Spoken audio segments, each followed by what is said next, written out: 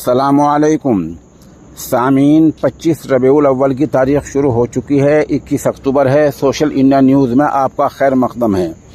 ख़बर का उन्वान है फैयाज़ का कत्ल। ख़बर थोड़ी तफसील से सुनिए।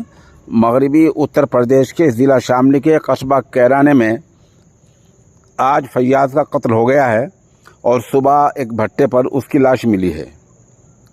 आमदा इत्तलात में बताया गया है कि फैयाज़ कस्बा कैराने के आरियापुरी देहात का रहने वाला था और कैराने के बाईपास की नज़दीक ही एक भट्टे पर चौकीदारी का काम करता था। आज सुबह लोग गए तो पता चला कि भट्टे के पास ही फैयाज़ की लाश पड़ी है जो खून में लथपथ है, खून आलूदा है। इस कत्ल के वाक़े से पूरे इलाके में सनसनी फैल गई है।